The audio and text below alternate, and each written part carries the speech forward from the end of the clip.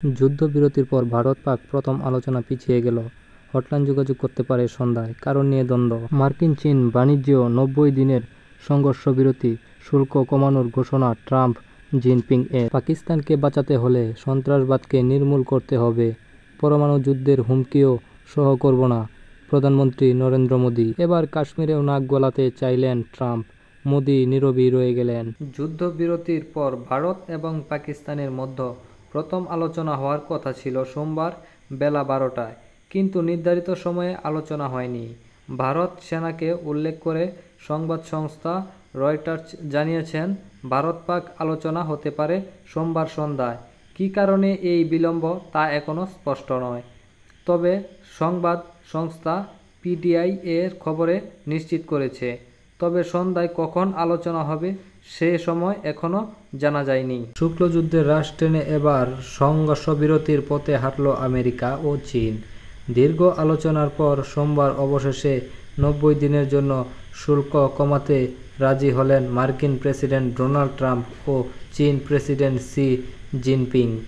125 ও 145% পারস্পরিক শুল্কের পরিবর্তন। আগামী 90 দিনের জন্য চীন মার্কিন পণ্য 10% ও আমেরিকা 145%-এর পরিবর্তে মাত্র 30% শুল্ক আরোপ করবে। দীর্ঘ সংঘাতের পর অবশেষে চীন আমেরিকা এই সংঘর্ষবিরতিতে স্বস্তির শ্বাস ফেলল গোটা বিশ্ব।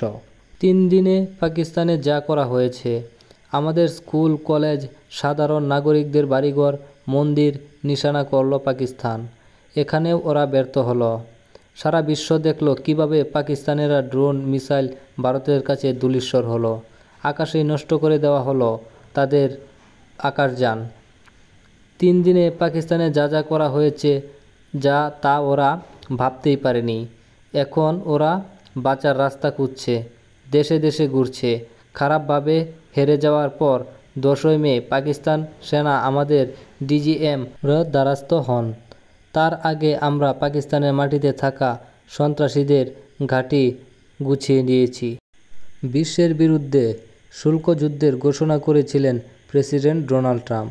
তার পারস্পরিক শুল্কনীতি বিপাকে ফেলেছে বেশিরভাগ দেশকে। ভারত, কানাডা, চীন সহ একাধিক দেশের উপর 2 এপ্রিল থেকে ব্যাপক হারে পারস্পরিক শুল্ক চাপিয়েছে ট্রাম্প প্রশাসন। এর পাল্টা চীন আমেরিকার ওপর কার চাপালেও বাকি দেশগুলো তেমন কিছু করতে পারেনি। যার জেরে ট্রাম্পের কোপে পড়ে শি জিনপিংয়ের দেশ। নয়া শুল্কবিধি লাগাতে বাকি দেশগুলির জন্য 90 দিনের স্থগিতাদেশ জারি করেছেন। রেহাই মেলেনি চীনেও।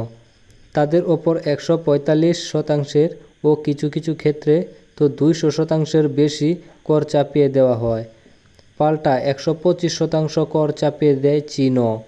এমন অস্বাভাবিক শুল্কের জোরে কার্যত বন্ধ করে দেওয়া হয়েছে চীন আমেরিকার বাণিজ্য। এক্ষেত্রে শুল্ক যুদ্ধের প্রভাব। এদিকে ট্রাম্প বলছেন, পরমাণু শক্তিধর 2 দেশকে চাপ দিয়ে সংঘর্ষবিরতি করেছেন।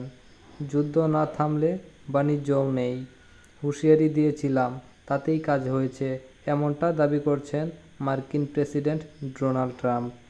প্রধানমন্ত্রী নরেন্দ্র মোদী জাতির উদ্দেশ্যে ভাষণের ঠিক আগেই ট্রাম্প আরও বলেন, আমি ভারত পাকিস্তানের যুদ্ধ থামিয়েছি। উভয় 2 দেশের সমস্যা স্থায়ী সমাধান প্রয়োজন। সেজন্য উনি হুঁশিয়ারি দিয়েছিলেন, পারস্পরিক 2 দেশের ভিতরে স্থায়ী সমাধান অতি প্রয়োজন। পাকিস্তানকে যদি বাঁচাতে হয়, ভারত আর সন্ত্রাসীদের চোখ রাঙানি সহ করবে না। পাকিস্তান যদি বাঁচাতে হয়, ওদের সন্ত্রাসের কাঠামো নির্মূল করতে হবে। টেরর ও ট্রক সন্ত্রাস এর আলোচনা একসঙ্গে চলতে পারে না। জল এবং রক্ত একসঙ্গে বইতে পারে না, একথা বলেছেন ভারতের প্রধানমন্ত্রী। মেড ইন ইন্ডিয়া হাতিয়ারের কাজে প্রমাণ হয়েছে। টেস্ট স্পন্সর্ড টেরোরিজম এর বড় উদাহরণ পেহেলগাঁও কাণ্ড। প্রত্যেকটি যুদ্ধের ময়দানে আমরা পাকিস্তানকে দুর্দস্ত করেছি। অপারেশন সিন্দুর এত আমরা সেই শ্রেষ্ঠ প্রমাণ করেছি। মেড ইন ইন্ডিয়া হাতিয়ার তার শ্রেষ্ঠত্ব প্রমাণ করেছে। পাকিস্তান যদি ভেবে থাকে যে ইন্ডিয়ার কোনো অংশে কোনো ক্ষতি করে ফেলবে আর তারা পার পেয়ে যাবে, সেটা তাদের স্বপ্ন, তা বাস্তবায়ন সম্ভব না। বলে জানিয়েছেন।